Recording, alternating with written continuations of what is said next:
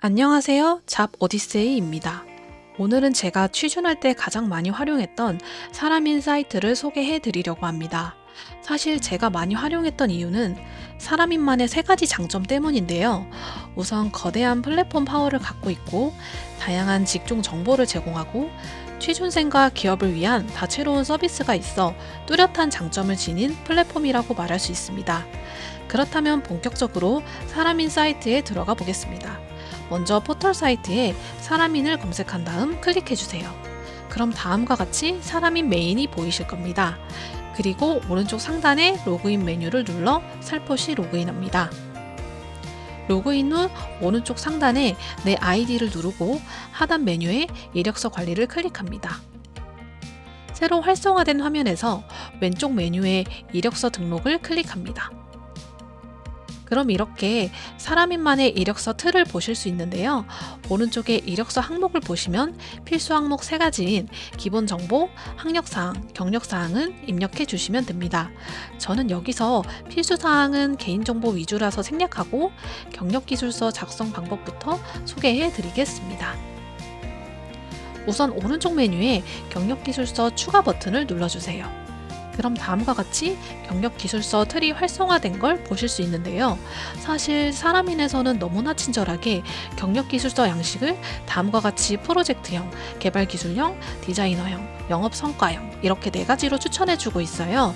저는 여기서 가장 깔끔한 프로젝트형을 작성해 보았습니다. 프로젝트형은 개조식 작성 형태로 이렇게 프로젝트명, 소속회사, 업무 수행 기간, 주요 역할을 작성해 주는 것을 의미합니다. 이 형태의 장점은 딱 한눈에 들어오기 때문에 인사 담당자가 지원자의 경력을 명확하게 파악할 수 있다는 것입니다. 그런데 여러분, 혹시 이렇게 작성할 경력이 없는 경우에는 어떻게 해야 될까요? 걱정하지 않으셔도 되는 게 경력이 아니어도 여러분들이 경험했던 대외 활동을 경험사항에 작성해 주시면 됩니다. SNS 마케터, 서포터즈와 같이 역량 향상에 도움이 됐다면 그걸 오케이라는 말이죠. 사소한 활동도 괜찮습니다. 봉사활동, 멘토링 등과 같이 어떤 활동이든 그 안에서 여러분들이 배운 점이 있다면 작성해 주시면 됩니다. 그렇다면 대외 활동은 어떻게 작성해야 할까요? 2가지 예시를 보여드리겠습니다. 먼저 오른쪽에 경험, 활동, 교육 메뉴를 활성화해 주세요. 저는 사실 블로그 마케터 활동을 했던 적이 있어서 활동은 사회활동으로 선택했고 활동 내용에는 마케팅 서포터즈 활동 수행이라고 작성했습니다. 계속해서 플로깅 자원봉사를 했던 적이 있어서 활동 구분에는 자원봉사를 선택했고 활동 내용은 플로깅 자원봉사 활동 수행이라고 작성했습니다. 제가 앞서 말씀드렸던 필수사항 3가지와 경험, 자격증, 기타 사항을 전부 작성하고 맨 하단에 내려보시면 이력서 제목을 작성하는 틀이 나옵니다. 그러면 어떻게 작성하면 좋을까요? 저는 지원 직무 언더바, 이력서 및 자기소개서 언더바, 이름 이렇게 작성합니다. 화려한 형용사를 붙이시는 분들도 많은데 저는 사실 개인적으로 심플한 게 베스트라고 생각을 합니다. 이력서 제목까지 작성이 끝났다면 다음으로는 활용하기 좋은 자기소개서 4가지 문항을 보여드리겠습니다. 첫 번째로 성장 과정입니다. 먼저 오른쪽 메뉴 하단에 자기소개서 추가를 눌러주세요. 그런 다음 자기소개서 제목에 성장 과정이라고 입력하시고 바로 아래에 내용을 작성해 주세요. 저는 성장 과정에는 저의 인성적인 면이 담긴 스토리가 적절하다고 생각해서 부모님께서 제게 자주 말씀하셨던 말과 다양한 봉사활동을 엮었습니다.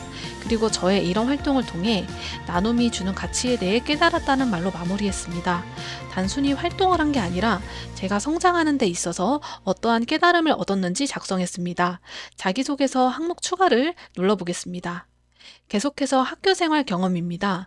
저 같은 경우에는 경영지원, 인사직무로 많이 지원했는데 전공이 상경계열이 아니다 보니 이 학과에서는 어떤 걸 배웠을까에 대해 물어보시는 면접관들이 많았어요. 그래서 저는 직무 전공자는 아니지만 개인적으로 많이 배웠던 수강 경험에 관해 작성했습니다. 그런데 여기서도 단순히 수강 경험에 관해 쓰진 않았고 경험으로부터 얻은 깨달음을 직장생활에 참된 의미까지 연결해서 제가 얻은 인사이트를 회사 생활에도 적용시킬 수 있어요 라고 어필했습니다. 다음으로 지원 동기와 직무 역량입니다. 저는 직무에 적합한 역량을 쌓기 위해 어떤 노력을 했는지 두 가지로 나누어 작성했습니다. 저는 앞서 말씀드린 대로 전공자는 아니지만 관련 지식을 습득하기 위해 자격증을 취득했던 내용을 서두에 작성했고요. 타 기업에서 관련 업무를 했던 경험이 있어 근무 경험을 상세하게 작성했습니다. 그리고 마지막에는 임팩트를 주기 위해 기업에 대한 설명을 간략하게 작성했고 전문가가 되어 역량을 펼치고 싶다고 마무리했습니다. 이 항목도 성장 과정과 마찬가지로 나의 역량 향상을 위해 노력해왔음을 말하고 있는 것이죠. 마지막으로 경력사항과 경험사항입니다. 저는 경영지원 분야를 주로 지원하는데 과거 업무인 급여 담당자로서 연말정산을 했던 경험이 있어서 해당 내용을 작성했습니다. 인사 담당자들은 해당 직무와 지원자의 경험과의 연관성을 보기 때문에 이 문항은 되도록 자세하게 작성해 주는 것이 좋습니다. 경력자라면 관련 업무 경력을 기재하시면 되고 경력이 없으신 분들은 직무 관련 경험사항을 작성해 주시면 됩니다. 사실 여러분, 취준의 진정한 시작은 이력서 작성부터입니다. 아무것도 하지 않으면 아무 일도 일어나지 않습니다. 남들이 놀 때, 남들이 쉴 때 여러분들이 한 발 앞서 나가세요. 지금까지 잡 오디세이였습니다. 다음 시간에는 더 유익한 취업 정보로 찾아뵙겠습니다. 감사합니다.